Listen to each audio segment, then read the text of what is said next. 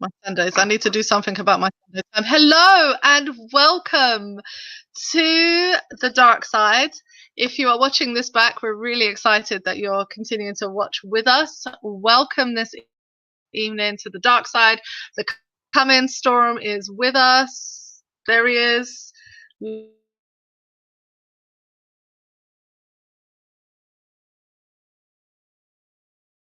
Looking good in his hoodie, a little cold tonight. Yes, we're back. We are having apparently a little bit of technical difficulties. I've lost the coming storm. I apologize. Today is the Christmas edition. I think we're being grinchy. So I think my internet is having some troubles. I'm disconnecting some stuff from the internet. Okay, I've disconnected some items from the internet to help us. Hello, people. I'm so sorry that we're a little bit late. I teach a Bible study one Sunday per month at an hour before, and this Sunday we ran over, so my apologies. But today, this is the Grinch edition. We are doing the dark side of Christmas. So I feel like we should do some confessions or a little bit of introduction. I am the holiday fan. He is not the holiday fan. The coming storm does not like any. Look at the face. Can you see it? No vacations. No, likes vacations, but no festivities. The big holidays. I think you didn't even celebrate your birthday before I came along, right?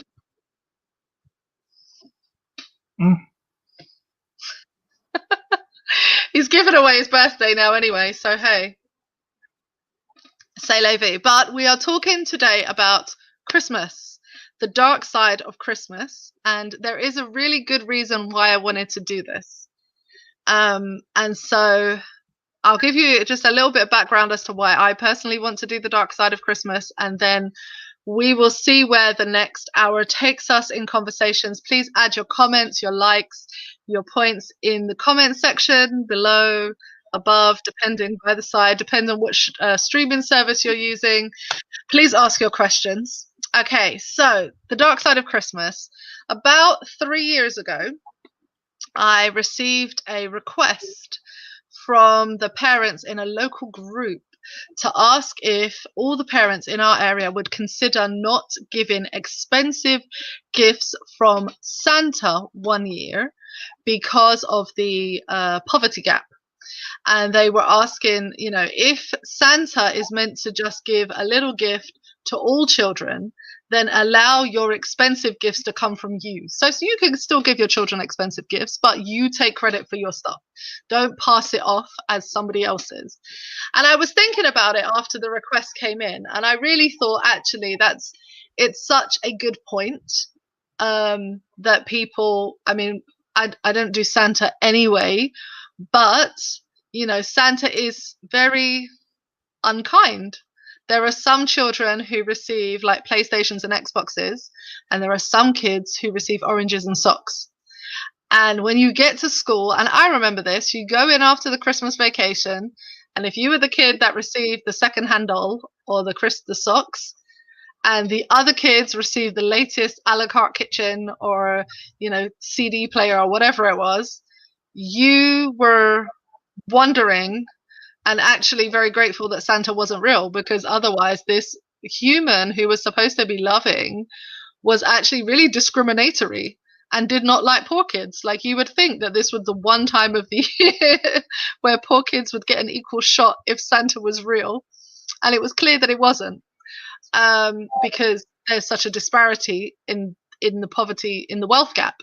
And so I really then started to reflect over the years, because Santa isn't my tradition, over the years, of how we can actually help families to be more wise about how they celebrate their seasons, so that you aren't creating disparities, problems, challenges.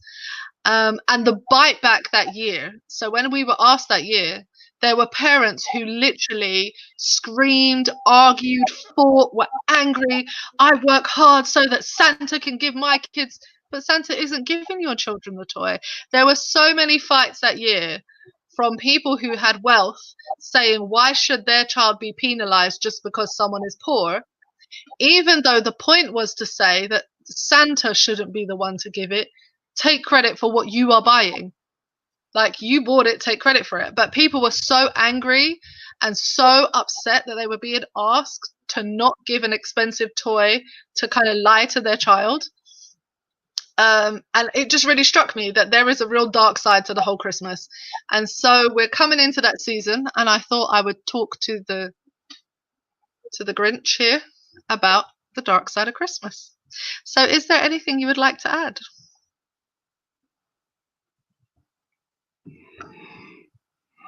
Listen, I would have been overjoyed as a kid if Santa bought me a pair of socks. You know how hard it is to find socks to fit me?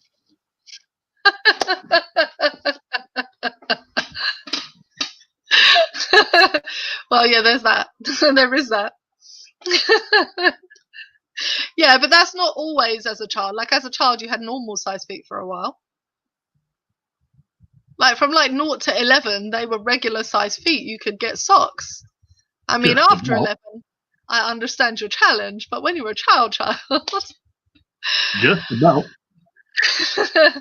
Okay, so that, I think the first dark side that we have to deal with is poverty, or the wealth gap, or inequality in gifting, etc., and pretending that some magical being bought your kids presents, and then that magical being clearly hates other people's children and only buys them an orange. Like, go figure.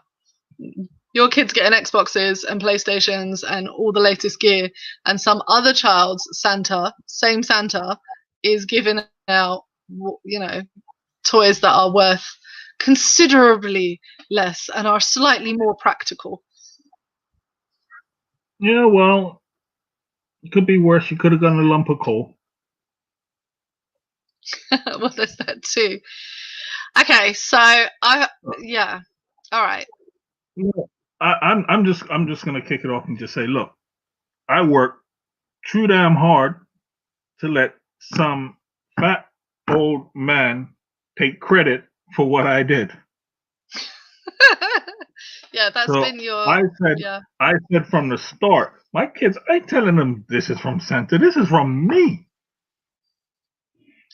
But I do find it interesting that people really have fought against that narrative. So this isn't, I mean, I talked about it in my local area, but there have been national and international campaigns to ask parents of wealthy parents to take credit for their own presents. That's effectively what you're saying.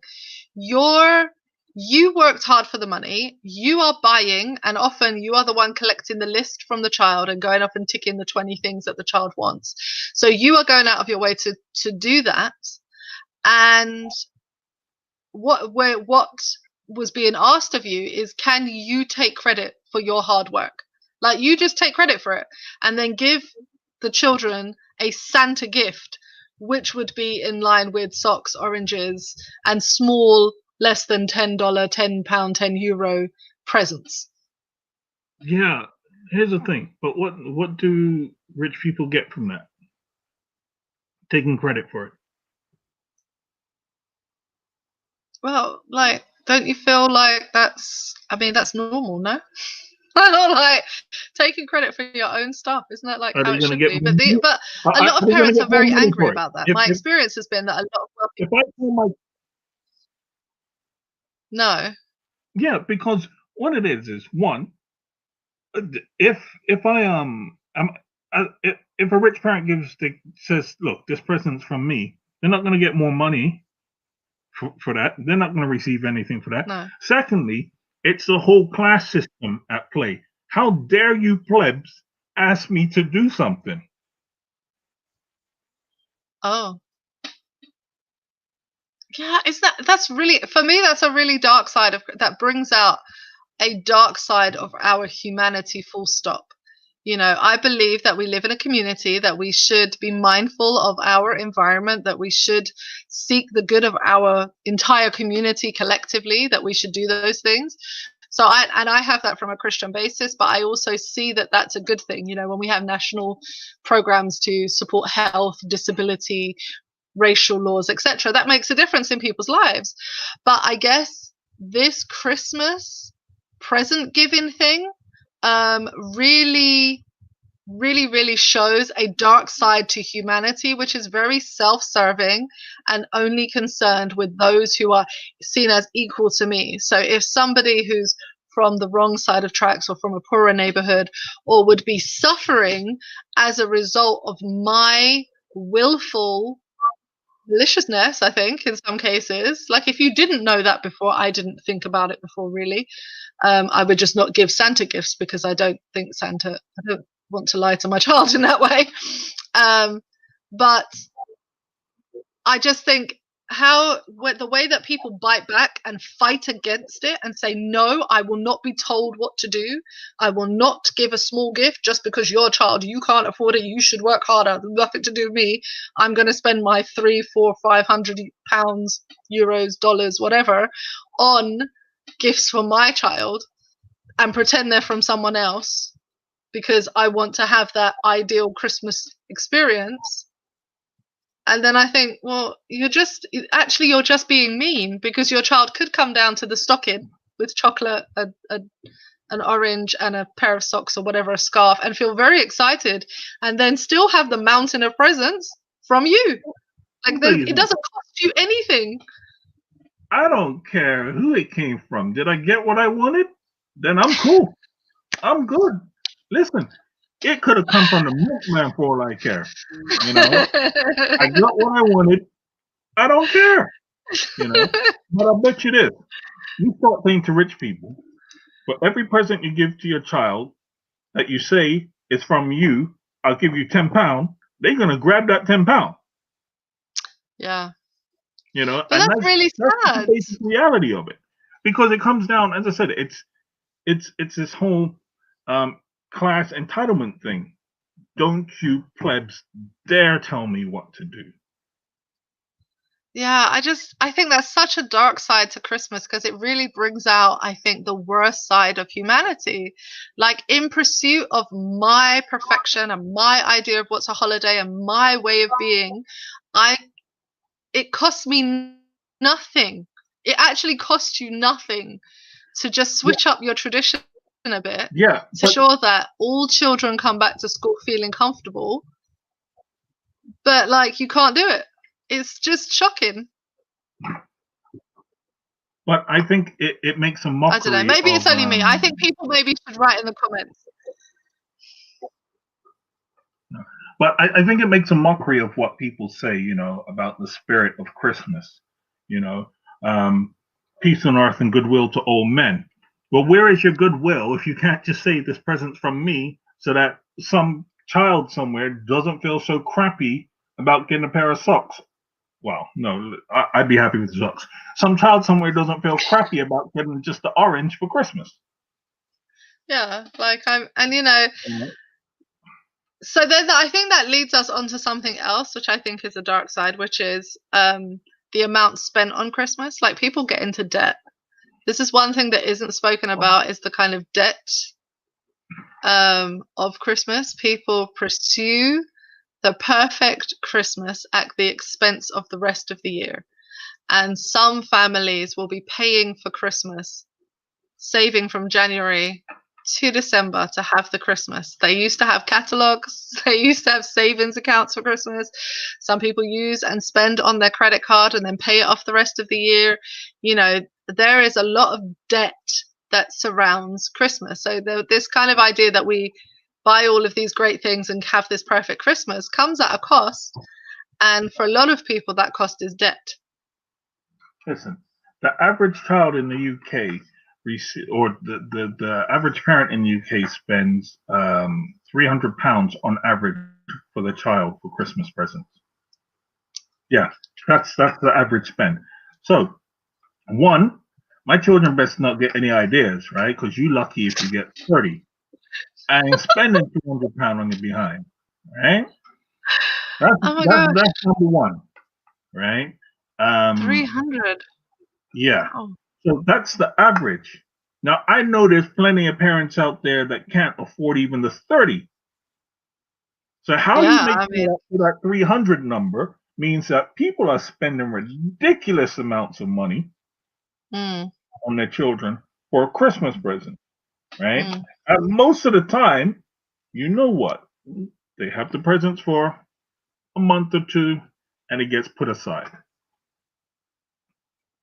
You know, barring something like a Xbox, a PlayStation, something like that, which is going to get played for years. If you're an adult. Yeah. Well, listen, yeah. Anyway, Well, there are stories of kids the at point is it schools has who have time. these devices, and they literally play them for a few months, and then, oh, but the new ones come out, or they just get bored and don't want to do it anymore. And it's not as straightforward as saying they're going to play with it a lot. And I think that, or even that it has the longevity. I mean, I think a big device like an Xbox, a PlayStation, a Switch, or what have you, no particular brand in mind, but one of those big gaming devices has a lot of legs. Like they last a Yeah. while, and you can always get new games. But again, those games are like 50, 60 pounds, euros, dollars a Yeah. pop. These are Yeah. not cheap things by any stretch. And if the average spend is like 300, then you're looking at like that doesn't even cover the cost of one of the game stations, let alone the fact that during the year you might have to fork out for a new game, an upgrade package, an expansion, this or whatever. I sound like I know what I'm talking about. You may have to fork out all that money all year long to keep the interest of the child. I don't know. I find Listen, that, yeah, it's a bit much. there's a word in the English vocabulary. It's no. Yeah? No. No, I ain't buying that for you. No, I ain't spending that money on you. No. We do sound Look, kind of grinchy today. look, the reality is the kids, the children have a lot of things. But when it comes Yeah. to big things that cost a lot of money, they're made to work for it. You have to earn that with your grades. Now, when you get a good report, I will spend money on you. You earn what I'm about to give you. But I ain't just going to give you something for free. Yeah. So, okay. So the dark side of Christmas, we've looked at the poverty gap and how you allocate presents. So do you say they're from you, or do you say they're from Santa, Santa Claus, or whatever the version of magical fairy being is in your country? And how does that actually impact other children within your school system? If your child is even at a private education school in a country, there may be children on scholarships there. So to say that other children aren't affected by you lavishing your child in the pretense of Santa isn't actually true, because it still sends the same message that magical fairy beings are discriminatory in their practices, which we will come back to, I'm sure. The magical fairy beings will come back to. So there's that element. I think the second element that we spoke about is the amount of debt that people go into. If the average spend is 300, say you have 2 children, that's 600 right there that you're spending on presents. If you have any more than that, you really, that's a lot of money to spend in one sitting for their presents, and that's the average. So of course there'll be people who drop well below that, but there'll be people who are bringing the average up, so that spend 1,000. And there were pictures going around of people's Christmas presents with like the LOL dolls and things, very popular, and they had like just a picture of a few things they bought, and somebody actually said that box that you've just shown with all these LOL dolls is in excess of £500. And that just put immediately into perspective the amount of money that parent had spent on these particular dolls, which if anyone buys, and I buy secondhand toys, that come February, March, you get some secondhand toys. So we've lost the coming storm. I don't know what's happened there. So when he arrives back, I'll let you know. But thank you for sticking with us. This is the dark side of Christmas. And today we'd love to hear your voice, your comments, your ideas about what's happening. Welcome back. Glad to see you. Yeah. Your Grinch-like behavior cut you off, did it? No. Yeah. Okay. Yes. Okay, so what are some of the other dark sides of Christmas that we can talk about today? I think one of the biggest things for me is the amount of waste that takes place at Christmas. Okay. So, in the UK alone, let me ask you a question. How many Christmas cards do you think are sent out every year? Okay, so it's a bit of an unfair question because I used to work for the card industry in like the 90s, and it was in the millions. So I'm going to say easily the amount of cards that are sent are in excess of 50 million, I would guess. How much? Is it about 50 million How much cards did you are say? sent over the Christmas time? Did I say 50? Is that too low? Girl, please. Girl, please. How many cards are sent? 1 billion. 1 billion cards. Oh, it reached up to that In the level. I UK knew it was alone. big, but I didn't. 1 billion Okay. Christmas cards. Right? Okay. That's in the UK alone. That's a lot of trees, Now, right? right. So there's a lot of trees. But then you got to add on to that you have all the trees for the cards, but then you have another 6 million Christmas trees that are cut down. Okay. And this is just one country, right? Yeah. So That's a lot of trees. the UK during the festive period sees an uptake in waste by 30%. But that's pretty bad. Right? We used to live there, and the waste situation is pretty bad anyway. Yeah. So I mean, think about that, and then think about all the food that's wasted. Right? Listen, every year over 17 million Brussels sprouts are thrown away over the Christmas period. Now that's I'm not confused. waste. Sorry, why are we That's good throwing use away of Brussels sprouts. 17 million? Stop it. There are lots of people who like Brussels sprouts, me included, but I just don't buy them because you don't eat them, and neither does anyone else in my household. I go to other people's houses and eat Brussels sprouts. They're lovely. You don't have the gene. It's been proven. Behave yourself. Listen, behave yourself. I'm watching you. But hold on, that's really wasteful. So 17 million. I mean, but if you don't like Brussels sprouts, don't. But if you don't like Brussels sprouts, surely you just don't buy. No, it's not that they bought. It's not that they're bought. It's that they're grown and produced. And so they go into the supermarkets, they go into the supply chain, but nobody's buying it. Oh, is that what's happening? That's what's happening. People ain't buying 17 million Brussels sprouts and then chucking them out. Oh.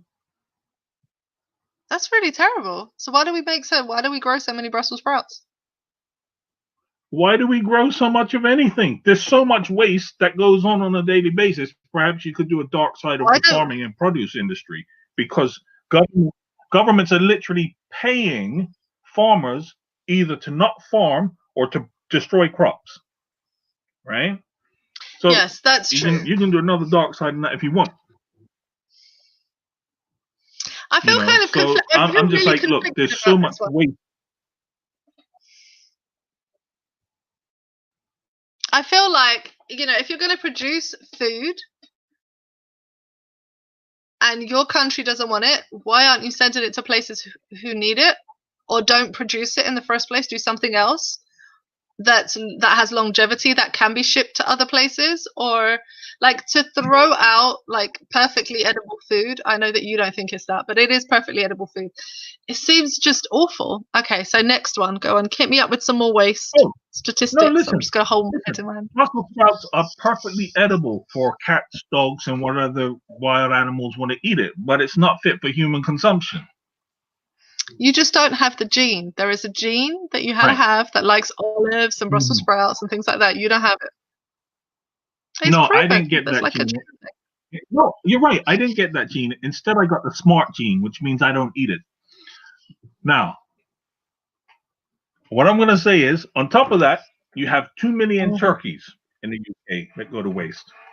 Okay? Why? So that's just 2 million birds because they just go uneaten. Nobody eats them. Right? So you got 2 million turkeys going to waste. But what's not being factored into the Brussels sprouts, the turkeys, and all this is the waste that goes into the production of it. So it's not just the fact that the food's going to waste, but actually it's now everything that you've had to use to produce these things. Right. So you're talking about water usage, you're talking about increase in CO2 and all of these things, your carbon footprint, everything. And for what? For most of it, or for a lot of it, just to go to waste. We don't need so much. And then here's the thing: how many people actually keep Christmas cards?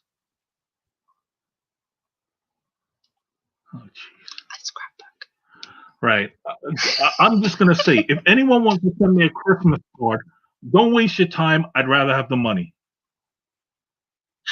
Oh my gosh! Well, I like cards though. I love cards. Listen. Right? If somebody takes the time to sit down and make me a card, right? Yeah. I'll keep it. If somebody takes the time to write a personal message in it, I might keep it. But most of the time, people are writing Merry Christmas, name, the printed message inside, who it's to, stick it in the post. Yeah, but don't you think that now, and so I'm going to bite back against this one, because while I do think that many Christmas cards sounds very wasteful, don't you think in a time when most of the letters that arrive through your door are junk mail or bills, isn't it nice to get something that's uplifting, that's cheering, that has the potential to be used in your scrapbook, that can add a smile to your face, that lets you know someone was thinking about you? I mean, sometimes it's just not practical. If you have like 50 people in your list and you want to, I could send you all a text message, or it's quite a lot of money to go buy a Christmas card, make the addresses on the envelopes, put the postage on, send them out to people. I think it's for me, it's a really nice thought. I do see the waste side of it though, because people do just chuck them all in the bin. I personally keep all the cards that are sent to me. I love cards. I think it's such a nice little thing. The kids are following in my footsteps and keeping all the cards sent to them. Yep, they are. Absolutely. And you know what? I am mad at them. That's what you do. I'm simply saying. But I hear your point. You see that there is waste about right, and but you see the statement you made about how when stuff comes through your letterbox and through your mailbox, that it's typically junk mail or bills, right? And so the card is something nice. Yes, it is. Put a smile on your face. You know how to put a bigger smile on my face? The money instead of the card, so that I can pay them bills that came in through my mailbox. Okay. And well, the cost of the card is like €1, probably. Listen. Well, okay, that's fine. But on my birthday, if 20 people send me €1 for the card, I'm laughing. That's 20 euros on my bills, But look, that's just the way my brain works. I understand, All right. I understand people don't see it that way, So I leave the kids with their cards. They're happy. Now, my thing is, listen, if somebody sent me €1 in the post and said, this is for your bills, so anyone listening that wants to do that for my next birthday or whatever, I will remember that, That's not something I'll forget. No, I you may would not never be able, forget I may not be able to tell you what the card you sent me 3 years ago looks like, but I will always remember that €1 you sent me. Okay, that's a fair point. I will always be able to get out my scrapbooks and show you my beautiful cards from years gone by and see all the people that were in my life then, because I think it's a nice record of all the people that were in your life, and then you may have moved or gone on and what have you, but you can go back and see, look at all these are the kids that I went to school with, or these are my neighbors, or these are the people that were in my life then, and I can remember them. I think that's quite nice. But this is the dark side, and we're not dwelling on my happy memories. We are looking at the how many billion cards that are sent in one country alone, which requires a lot of trees to be cut down, and how wasteful that can be. So they should be made out of recycled material, is what we're saying. No, that's what you're saying. We don't want to get into what I'm saying. Yeah, that's it. Okay, so any other so waste. I mean, waste is an excessive one because you do see it, like we see it, you know, around birthdays, Christmases, especially Christmas. The packaging on, you know, some of these presents, it takes like an army of ninjas to get into. It amazes me that anyone could steal anything out of these toys, because quite frankly, you have to get through 10 layers of plastic to get to the one plastic toy that you're trying to purchase. And then all of that goes into the plastic recycling, or you have excessive paper recycling. And, you know, around Christmas, you do see the pile up in your nation of waste, hopefully recycling. Hopefully most people are separating it into recycling. But there definitely is a huge increase in waste at Christmas. Listen, anytime my mother or Big sends me a package, there goes half the rainforest, yeah? Yeah, so when we send packages internationally, we've just done our big send to the UK. We have family and friends there, so we just packaged up all of the things and sent them over. And I was finding ways of, without using excessive plastic paper, to fill the boxes with stuff, with, you know, get the right size box to fit the goods in, so that you could send it without the excessive package to the right country. But you're right, if you order something through any big name store or any, you know, online company, you are getting more packaging than you are product. Yeah. And since we're in Corona and everyone's online shopping, there is a lot more packaging than product, especially at a time when we're leading into present given time, where people are buying a lot more. Yeah, I mean, here's the thing. When you put out the trash cans for your paper recycling after Christmas, your trash can's full. There's boxes sitting next to everybody's bin out on the road, just full of paper, just full of cardboard, just full of everything, you know? Yeah. Yeah. And don't get me started on the fireworks and the mess of the fireworks, yeah? But anyway, yeah. That's the dark side of New Year's. We'll be on a break then. Yes. Well, we live in a country that loves fireworks, but we're actually on a firework ban, if I understand correctly. At the moment, there will be no fireworks in the country, so that amount of waste product will not be left everywhere. I've never seen anything like it. People, if you want to see a country covered in fireworks, yes, to come visit the Netherlands at the New Year's time on a regular year, not this year, but on a regular year when they're allowed to use fireworks. Walk down any regular street, and what you will see the day after is the remnants of fireworks on everything it could possibly be. I've never seen anything like it. I was really surprised when we moved here. We had that first year. We came out and I had to ask you what everything was. I was like, what is all this stuff? You're like, oh, it's fireworks. I was like, really? It's amazing. Anyway, that's a different dark side project. So the dark side of Christmas. So we've got waste, terrible. Okay. Yep. Here we go. 1 second. Just had to get back on my horse because I know that's what people are going to say. That's about the racist side of Christmas. Oh, okay. So let it go now. So the dark side of Christmas, we got to it. Racism. The big R word. Listen, let's put it like this. Present a whole bunch of them crazy people on the other side of the pond with a black Santa. In fact, you present a black Santa here, they're gonna lose their mind. You have there's a famous incident of a TV host in the U.S. Her name's Megyn Kelly, and she goes off on one rant about Santa being white and Jesus being white. Well, she wrong on both those things, because Santa ain't real, so Santa could be blue for all I care. And two, Jesus most definitely wearing white. Yeah, that's really painful. However, so there's two. Oh yeah, okay, go on. You know, but this is a common attitude. You know, that Santa must be white. This fictitious character must be white, so that when you present people with a black Santa, it's just not possible. And I think what we have to be aware of is that it's so impossible that, and how we've conditioned our children into the fact that it's so impossible that if you give most children a black Santa, they won't believe it's Santa. Right. Okay.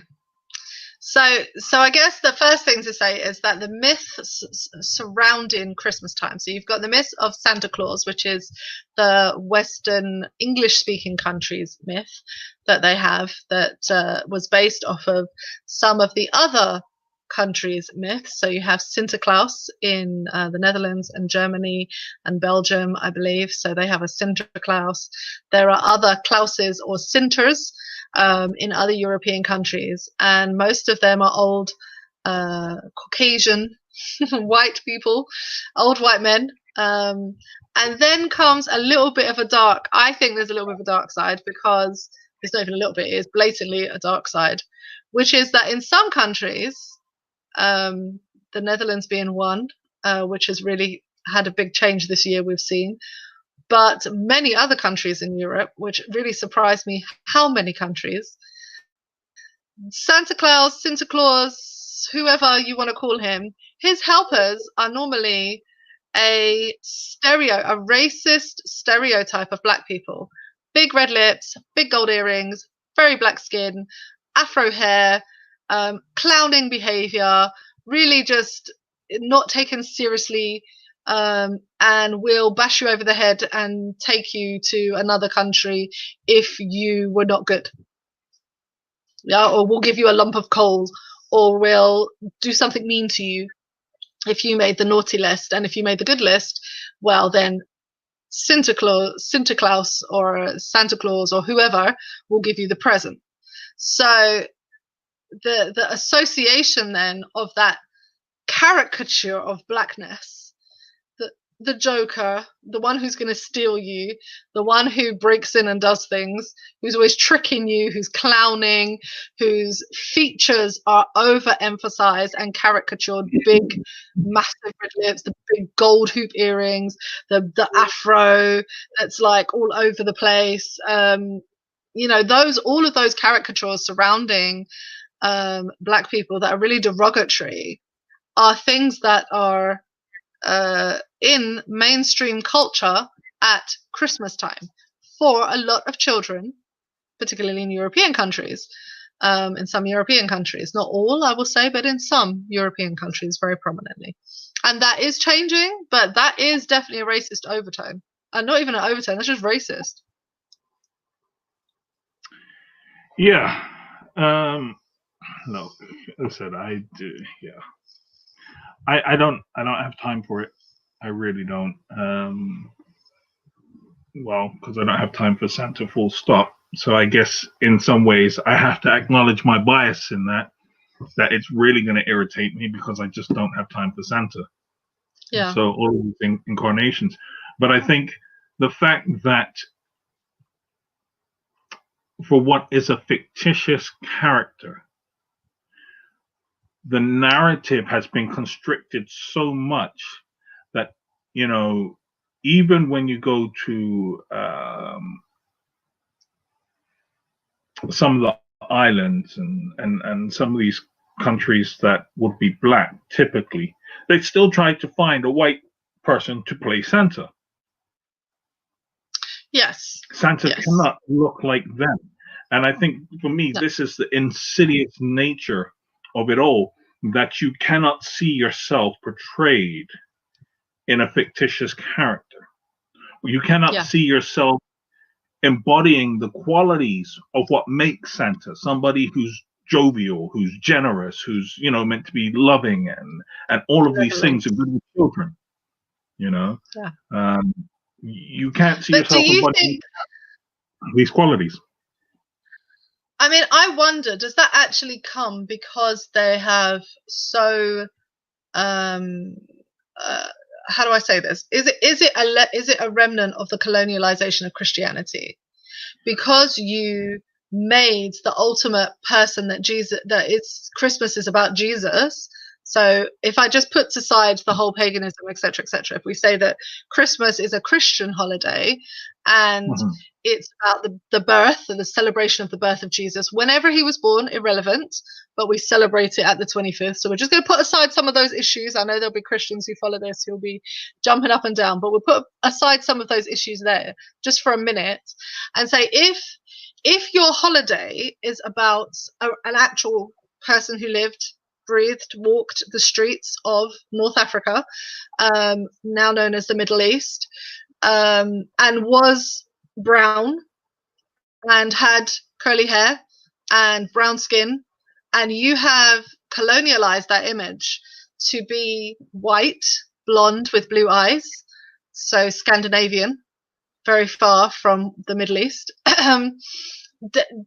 In doing that, has that then meant if you can do that to the reality, then you can do that to the myth? Like, I can just, because it's so ingrained that because we've done it to the religious iconography, because we've done it to a character of value that has weight in the story, that has skin in the game, so to speak, because we've done it to that, then of course it's easy to just transfer that over to Santa, because of course there is a St. Nicholas. There was a Nicholas that once lived, that did kind things, and again, brown person, from what I understand.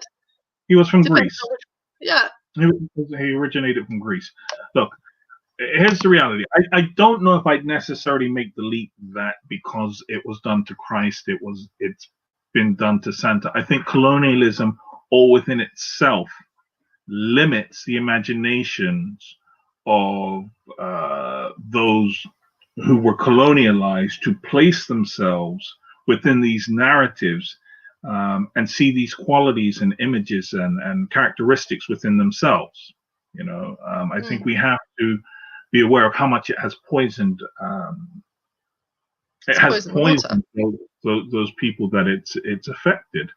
So I don't know if I could say it's necessarily because of Christianity, but Christianity is one of the dark sides of Christmas that I wanted to talk about. Okay, so let's do that. And let's move away from the mythical characters. Okay. There's a lot to say on that as well, but okay, but we'll move on. Christmas is celebrated so widely around the globe.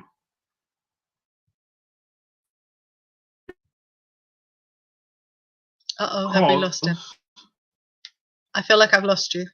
Oh no, his thing is it's loading. 1 second, we have lost connection to. So please pause for a minute because we can't hear you. Okay, 1 second, Mr. Storm, can you hear me? Let me remove. Okay, so Mr. Storm's having some loading issues, so I've decided just to remove him from the screen for a minute while I look and make sure that he's resumed normally. So we're talking about the dark side of Christmas. We're back. You're moving. That's good. Okay. So if you go again with the dark side of Christianity, what we heard last was that Christianity is so prevalent. Christmas is celebrated prevalently around the world, so it's in pretty much every corner. Because it was enforced on the populations under colonialization. Right. Okay. Right. And so you cannot get away from the fact that Christmas is celebrated so widely without acknowledging how or the reasons for why it's celebrated so widely. Okay. Okay.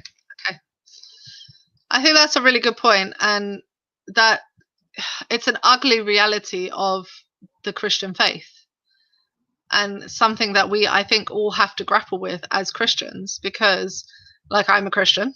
So I grapple with the fact that I'm part of a faith that was used to brutalize people, that was used to kill people, that was used to enslave people, my own people, that was used to enforce on my own people atrocities that really shouldn't happen to any human, but they were done in the name of Christianity. Not that it was Christianity, of course, but it's done in the name of. Yeah. So and you can't separate that. I can't sit on righteous ground and say, but I know they weren't real Christians. I can, but I also have to grapple with the fact that they thought they were. Whether I think they're not, or whether I think that they were duped, misled, whether they weren't reading a whole Bible, whether they had lack of knowledge. We can argue all of those points about that, because of course the church was an institution and was a power and had state influence, and did not. It's only in recent decades that people have, not decades, centuries, that people have gotten a copy of the Bible they can read for themselves. But there were long periods when priests would just read it to you in Latin. So we could argue all of those things, but the reality still is that this faith that I hold dear has gone through a period where it enslaved people around the world. Yeah, see, I think it's a bit more nuanced than that. I don't think the faith enslaved people. I think empire enslaved people. And the religion was the tool with which they used to do it. But the reality is, it's the empire that did it. So for the analogy I would use is like religion is the gun. The gun on its own doesn't do anything, but it's the person who wields it. So Christianity in and of itself did not carry out these atrocities. No. And I think that people claiming to be Christians did. Yes, people claiming to be Christians did. That's a whole different discussion. It's a nuance in there that I think is often missed in this conversation. I can claim to be a Christian, I might even sincerely believe that, but it's not my Christianity that carried out or committed the crime or committed the act. It's me. Yeah. And all too often what is said is that Christianity is evil. Christianity did this. Christianity did that. No, Christianity didn't do any of those things. People did those things using Christianity as a tool and a vehicle in which to achieve those aims. So even when you look at the early marriage of the Roman Empire and the Christian Church, it wasn't that the emperor believed sincerely in Christianity. I believe his mother did, but he himself didn't. What he saw it as was a vehicle with which to unite the empire, because Christianity was gaining ground. So even when you look at it like that, and you look at the origins of it, you see that Christianity never was responsible for this, but was used as a tool for other aims. Yeah. Right? And I think that's an important distinction to make when having these conversations. Yeah. No, I understand the nuanced point that you're making, and I agree with you. I do feel, however, that what people tend to do is react from their gut. So they will listen to this, and we haven't had that today. People aren't commenting and screaming no in our comment section, so thank you for not doing that. But we appreciate you just bearing with us. So comment what you will, of course, but we appreciate that instead of just responding from your gut, which is what I think a lot of people do. No, it wasn't us. We never did it. I think we do have to reckon with that's part of the history. It Yes. has been used as a tool. It has been used as a weapon of destruction. It has been used as a way to control people, to manipulate people. And also, you know, the state used it to control people, to bend their will and make them believe that what they were doing was right, even though it was clearly wrong. But they thought in their mind, because they were being told, this is what Christian beliefs are. You are okay to do X, Y, Z in the name of Christianity because we say so. Absolutely. And, you know, and that's, we have to grapple with, where does that leave the enslaver, so to speak, or the colonizer, or the nation, or the people that were doing it, as much as it leaves the people who were on the receiving end, the colonized, the killed, the, you know, the raped, the broken, etc. And I think the harm done to both parties, the harm done to both sides is where I think is the big challenge, because I don't think very often we talk about that, but that's kind of not what we're supposed to be talking about today, which is the dark side of Christmas. I just think that when having these conversations about religions and the evils done in its name, it's important to make these distinctions, because you have idiots that say, you know, well, what is it? Not all Muslims are terrorists, but all terrorists are Muslim. Oh, yeah, that's painful. And this kind of stupid ideology, you know, yeah. where you just see the whole group as a monolith, and you say, well, it's Muslims that no. It's this crazy little group over here that are doing these things. But unless you make the distinction between the people and the religion, what you do is you end up seeing everyone as the whole thing. And that's why I think it's important to make that distinction.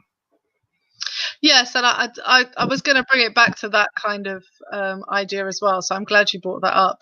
But I do think the point that you're making about the dark side of Christmas, particularly at this point over the religion aspect, is that we've received a colonialized version of Christianity, and we've received it in a bad way. It didn't come to us through a good way. And so we're making this celebration our celebration in countries that are not the kind of First Nation, if you want to call it that, or however you want to explain the colonizer versus the colonialized. So if you've received it in your corner of the world as your kind of celebration, you've not received this gift as a good gift. You've received it as a manipulation. You've received it as something that has been forced upon you, and often in place of your own values, and stripping you of your rights, etc., etc. And so it's a real dark side of Christmas to say, actually, it's very arrogant almost to make Christmas this national, international kind of festivity that happens everywhere with joy and happiness, when actually the origins and roots of it in the entire world are not going to be pleasant ones. Yeah, I mean, one of the things that I think I would like to do, you know, or this conversation has prompted me to have a look at, is to have a look at perhaps how the Ethiopian Orthodox Church celebrates the Christmas period. Do they celebrate the Christmas period? I believe so. But but my point is, I doubt it's in the way that we see it in the Western world. No. You know, and as one of the oldest forms of Christianity that we know has pretty much been unbroken and untouched by Western Christianity, you know, it would be good to see how African people who are Christian, who have not been influenced by the colonialization, celebrate that period. Yes. I just think Yes, it will be a nice contrast to see. I mean, I don't think it's so much an if, because I can see them celebrating the birth of Christ. Yeah. I'm now now you've really triggered me, because I'm like, I want to go have a look now and start typing and be like, what do they do? Do they celebrate Christmas? Because we put aside the issue of it being first a pagan holiday and then being Christianized. We put aside kind of those issues in the beginning. We kind of said, let's pause that for a minute. But the reality is it was brought in by the Roman Empire and has roots of the unification, and that's why it happened in the way that it does. And does that make it any less Christ-like? Does it make it any less what we know it today? And I think for some Christians, it's a deal breaker. The holiday having roots in other places makes it a deal. Like, they can't celebrate Christmas at all. So there's some Christians who really avow that this is the worst thing you could possibly do, is celebrate Christmas as a Christian. And then there are other Christians who are like, yes, that might be the origins, but that's not what people know it as today. What people know it as today is the nativity. That's the famous story that goes with it. That's the religious story. Oh, and yeah, okay. So I did go and just have a quick look while you were talking. I figured you would, yes. Yeah, you know me. If a question pops in my mind, I need to do the research. I need the answers. So, but yeah, it turns out Santa Claus is a recent visitor to Ethiopia. And by recent, I mean really recent. But they do have a special period. It seems to last quite a while, actually. But they celebrate Christmas on January the 7th. Mm-hmm. And during that period, they have a fast, and only one meal is eaten each day. It's a vegan meal as well. So yeah, really different. It is very different. Very different. Very. So to celebrate, so this is really interesting because, really if you take it that it's a Christian tradition and that you're celebrating the birth of a king into a lowly state, into a human state, it's interesting that they would pick a fast, that they would pick one meal a day, but you're disagreeing with me immediately. So no, I was just going to say there's another dark side to Christmas, and it's about the narrative of the story and the idea of Christ being born in a stable, which may not actually be true. There's a discrepancy in how the word has been translated from manger. And the other thing is to think that culturally, this would have been unacceptable. Think about it. Joseph's going back to where all his family is, with a pregnant wife. Yeah, and they weren't. Nobody's going to take him in. So that's the first point. But the second point is that he is from the line of David. So even if no family was present,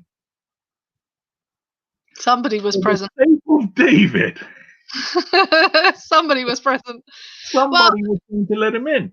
So that's really interesting because I went to Bethlehem, and they have churches everywhere. So they have things built up for the shrines and what have you. And we went into a church that's built around what they believe to be a similar site to where Jesus would have been born, effectively, is what they're saying. And of course, it's nothing like what you've seen in a Western story whatsoever. The nativity with the donkey and the this and that just does not exist in the same way. You go into what is it's a very small place, and then you go downstairs and there's kind of like this really narrow entrance to go down, and it's definitely like more of a storage area than it would have been, but it was the beneath part of the house. So it's not like it's the same thing. So it definitely isn't what we think of. When I think stable, I definitely think cows. And I think of Western constructs. Having been to Bethlehem and been on the guided tours and done those educational visits, what struck me is how little the imagery that I have in my head, like when I close my eyes and somebody says nativity, I immediately picture a whole load of children with a stable and a cow and what have you, has anything to do with the actual story of what was happening at that time. Which then I guess brings us to another dark side, which is you are telling the story of refugees effectively because they flee from their country to another country. You're telling the story of brown people. You're telling the story of poverty in some ways. You're telling the story of other, because Jesus is clearly an other in the story. He's not made to be, mainstream. This is how things normally happen. He's clearly made to be other. There are issues surrounding the story of Mary and how that comes into being. There's issues surrounding the story of Joseph and how those two get together. There's lots of question marks here. But what the story has come to be is a very puritanical, white story. But there's nothing like what we're actually celebrating at all. Listen, you go find a Christmas movie, and what you're gonna find is that the three men that came from the East are all gonna be white. Now, when you say to somebody from Europe, from the East, they bringing up an Asian-looking person, whether the person's from the, Indian part of Yeah. Asia, Yes. or whether they come from the Japanese, Korean part of Asia, right? They're Asian. They bring in somebody that looks like that. Yes. Well, it's interesting because when you go, and again, I think this is really an interesting historical point, because actually in time these things have changed. So the kind of folklore around, and I did a whole study on wise people when I did a story for Christmas one year for the children. And what's interesting is the folklore surrounding the wise people has really changed with the change of, or with the entrance of race into the question. So what would happen before is they would have the continents represented in the wise people. So they would have someone from the African continent, someone from the Asian continent, and someone from the European continent. Like, bear with me, because of course that's obviously there are more, and that's not quite true how it works. But they would have, that would be the look. So you would have three people clearly, and four, I think it was actually. It was to represent the known world. The known world. There you go. That's the correct language. Thank you. David Olusoga does a good piece on this. Sorry, say that again? I said David Olusoga does a good piece on this. Yes, he does. And there are some really great documentaries that look at the historical context of the wise people, and how they would have looked, or how they have been represented, and wisdom coming from the four corners of the earth, so to speak, or the known earth, to come and present itself at the feet of the then Christ that is born, and how that representation has slowly changed over the years. And if you go to places like Israel or to Ethiopia, and places where Christianity has older roots, so goes back a lot further, the imagery on the walls may surprise you, because when you look at it, you'll be like, okay, hold on, all these characters here are clearly not the same as in the new church that was built within the last couple of centuries. That new church has a very monocultural look, and these other churches seem to have a much more inclusive look. Everybody seems to be welcome at the feet of Jesus. Everybody seems to be able to get there. They're coming from the east. They all come in the brown shades. They all arrive there. It's not a problem. But that colonialization of the story, the co-opting of that narrative to be something else, has been really interesting. It's painful. It's interesting. It tells us a lot about ourselves. I think there's so many levels to it, but it certainly doesn't. It's not straightforward, and is a dark side to, I think, the whole story. Yeah, as I said, I agree with you in that we've completely changed the narrative of the story, and we focus. It's a Christmas. We do the Christmas part. Hey, he got presents! Yay! It's that sort of approach that we have to the story of Christ. As you said, we don't look at the problematic parts of Mary being pregnant. We don't look at the problematic parts of the family becoming refugees and having to flee. We don't look at the fact that actually the story is a very disruptive one. It's one of disruption. Yeah. We don't see it as a challenge to power and authority. We don't see it as all of these things that actually sit within the actual narrative of the story that we tell. We only build up to the fact that he's going to get presents. Yeah, that's really awful, isn't it? It's actually really bad when you think about it. It's not good. And I love to celebrate. So I am the happy let's celebrate everything person. But when you sit in the story, and I've had the privilege to preach the Christmas story more than once. I am a pastor, so that does happen. It never surprises me that people get quite frustrated with my telling of the story, because I'm always trying to seek to tell the biblical narrative and to highlight those elements. And I do remember the year, I don't know if you remember this, but there was a year when I preached on the part about Herod being disrupted by a baby and his murderous thoughts, and really looked into how he came to power, and really overemphasized this part of the story of the wise people interacting with Herod and how awful that was, and how they had to have intervention to actually, and it caused an international incident almost, because the wise people have to go back a different way. Mary and Joseph have to flee with the baby. All of these other babies are killed as a result. Children all under the age of 2. I mean, he was just indiscriminate with his rage. And I remember people being like, but that's not that. Could you not preach that at Christmas? That's not the story. And I was like, but that is the story. And this is the time to speak about it, because if not now, when? When else do I tell the story of the murderous emperor that was being disrupted by the birth of a new king by God? Like, when else am I supposed to tell that story? That is the beauty of that's part of the beauty of the story. Yeah, and I think one other point that I'd like to bring up about the story of it that I think is important is that what it speaks to with people coming from the East is that no one group of people holds the true full story of God. Oh. And I think that's something that we need to focus on in this story, because the people that came to God from the East were not Jews. Mm-hmm. They weren't part of the chosen people. They didn't have this narrative, but we know they knew who God was. Yeah. The king had been born. Right? So I think, that's one of the points that we need to take from the story, which should, perhaps teach us, perhaps we need to have a bit more humility when it comes to interdenominational and even interfaith dialogue. Yeah, I think this is something that's probably bigger than Christmas.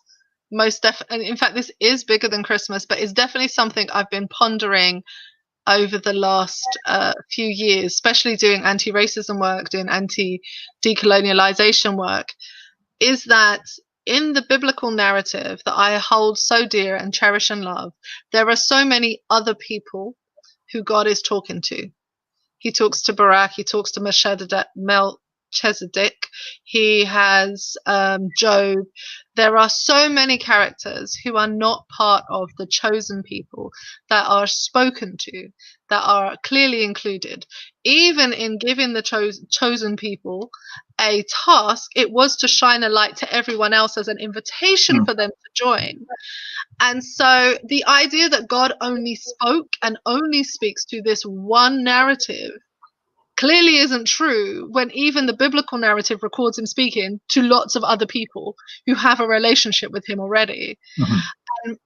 And maybe that revelation is different than what we anticipate, but what do we do with that? And I think Christmas is kind of the catalyst for me of thinking, because everybody in that story is included, as you say.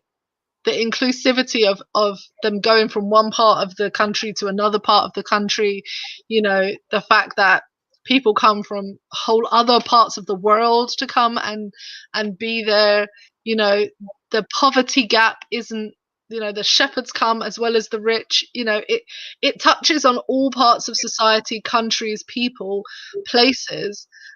And in us making it this exclusive club, we've kind of burnt the idea of Christmas, really. Yeah. And maybe we should be more inclusive at Christmas.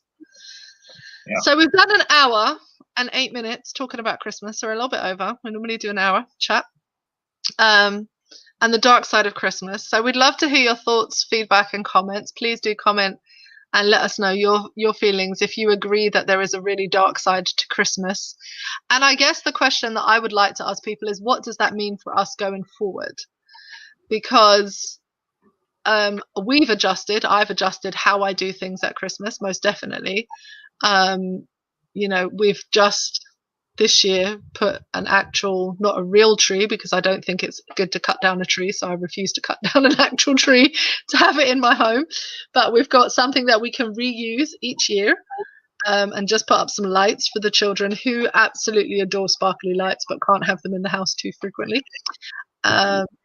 So we have adjusted how we do things, definitely around the Christmas vacation period. But how do you adjust, knowing what you know now? So knowing that there are children who are affected by the poverty wealth gap, and who those lies are. How do you adjust what you do to be more inclusive of that narrative, knowing that Christmas produces a lot of waste? How do you reduce that carbon footprint? How do you reduce the amount of waste that you contribute to? Knowing that the Santa Claus story is laced with overtones of colonialization. It's been, broken into every part of the world in that way. How do you disrupt that narrative and help provide a healthier narrative for children, especially if your children interact with children of other races, which is all children interact with people from around the world. It's not, you're not in a bubble. You don't live in a corner of the world which doesn't. So all of you, how do you actually become more inclusive at this time and less harmful?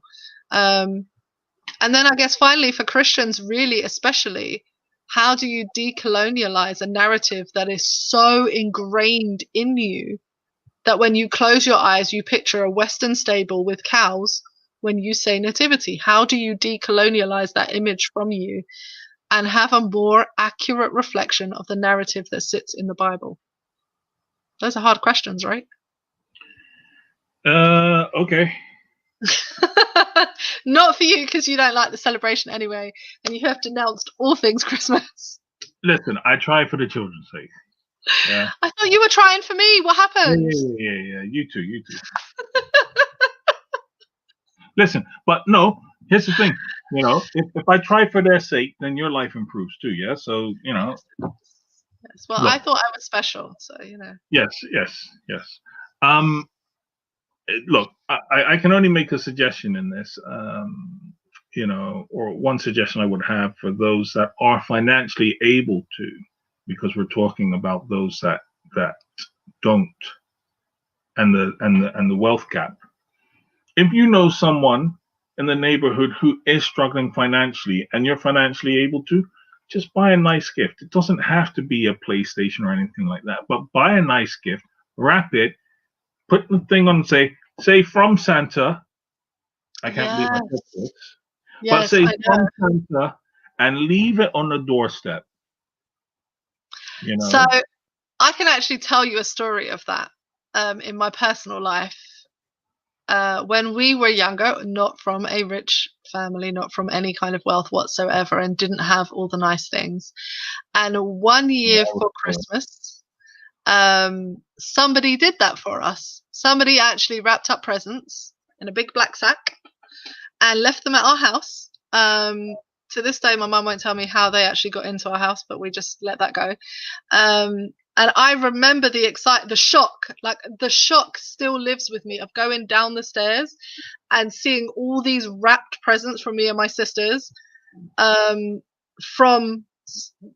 Santa, effectively, because they had no, my mum would never have been able to afford all of that. It wouldn't have been done. And I remember just feeling overwhelmingly shocked. And the older I got and looked back on that story, I realized how thoughtful somebody was to have gone out of their way to provide. And some of them weren't, they were secondhand toys. Some of them were new toys. But it was the joy of actually having a sack full of something that we could open was miraculous. Because basically one year my mum saved up all her money and got me a Bible. And that's what I went to school with. And that's what I got for my Christmas present. So to have I was happy with my Bible. I still have it to this day. I absolutely love it. But I was still a child, and I still wanted presents and toys. And it made a huge difference to my life. So I can only say that I agree with you. even though I know it hurt you in your heart to say sign it from Santa. But I agree with you that doing that for another family, if you know a family in need, wrapping up presents, leaving it there for the children, is life changing and lives with that. Like, I'm not a child anymore. I'm a long way from my childhood, and I still remember the feeling of shock, awe, surprise, joy, happiness. That all still floods back when I picture that black sack in my living room with nothing but wrapped presents in it for me and my sisters, and we got to fight over who got what new doll was in the bag. It was just an amazing experience, and whoever did that, God bless them, because I don't know who you are to this day. So yeah, that's my encouragement to add to yours. Yeah, I'm sorry. I have no more advice for Christmas. I'm done. I don't like Christmas. So yeah, don't look to me for any more help on this subject. Okay, so this was the Dark Side of Christmas. We thank you so much for watching. We have adored having you with us. It's been lovely. It's been great. I'm Pastor Purple. This is The Coming Storm. Thank you for joining us, The Dark Side of Christmas. We look forward to seeing you next week for a very, very controversial subject that we have been researching this week. So, The Dark Side, next Sunday, 9 p.m. Central European Time. I will be on time next week because I don't have a study beforehand. So God bless you. Peace out. Bye. That's him. He's done with Christmas.